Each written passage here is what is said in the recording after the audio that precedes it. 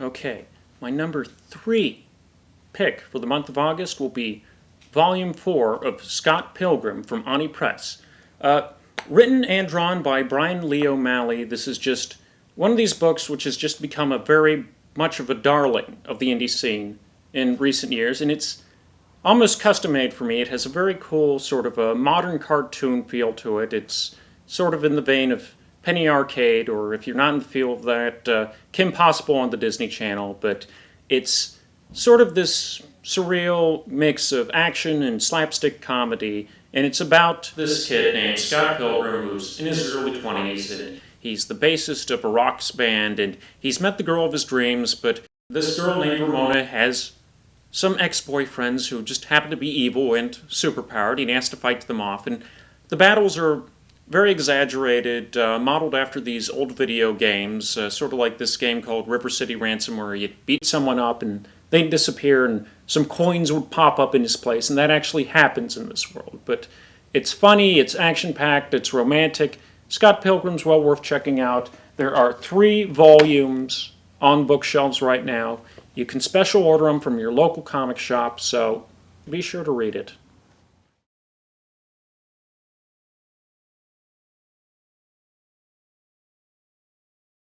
Remember when I said that my picks for this month were 98% Tom DeFalco free? Well, unfortunately, and to every life, a little rain must fall into every reader of comics. A little Tom DeFalco comes along. And my number 2 pick for the month of August is The Essential Dazzler, Volume 1, trade paperback for Marvel. The essential trades are essentially just, well, I just used the word essentially. That sounds silly, but they're just like DC's Showcase trades. They're black and white phone book collections of comics from the 60s, 70s, and 80s.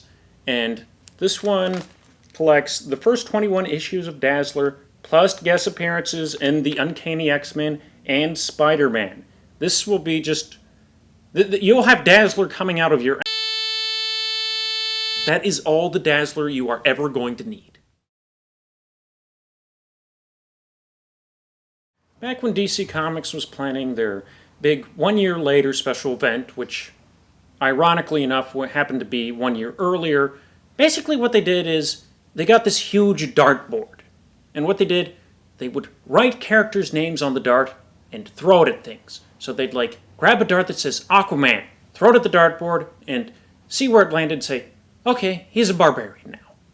Then they would get a dart that says Batgirl, throw the dart, oh, Batgirl's a villain now. And so on. Anyway, when they got around to the dart that said Captain Marvel, they must have hit the bullseye because they went crazy. They released 2 very, very different Captain Marvel projects.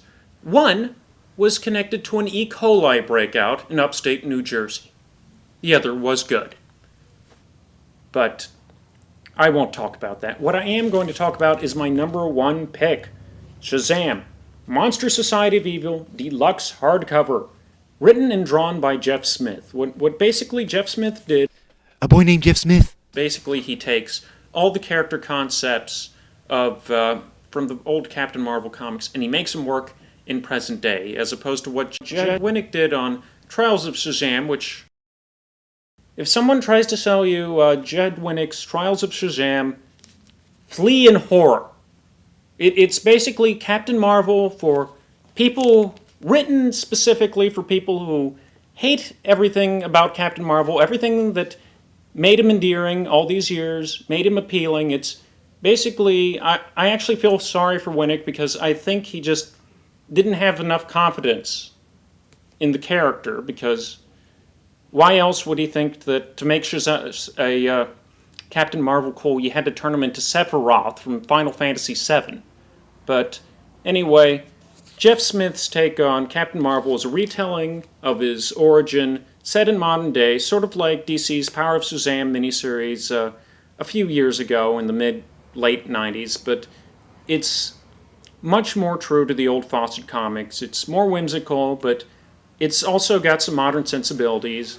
Mr. Tawny the tiger is not sort of this funny animal, two-legged tiger that wears a suit. He's an actual tiger in the circus who talks, and Dr. Savannah isn't just a mad scientist, but at the start of the story he's actually an important government figure.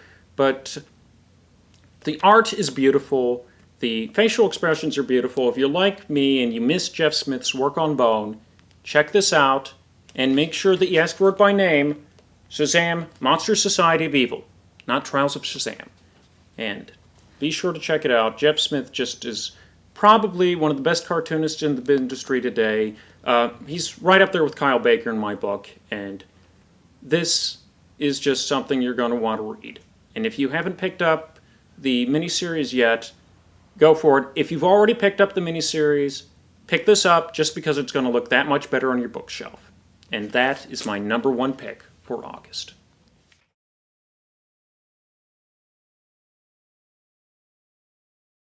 Well, that's about all the time we have on this week's edition of Stand Up Comics. I'm your host, Paul Siebert. If you want to see more of my insane ramblings, just log on to comicsnexus.com. That's COMICSNEXUS.com.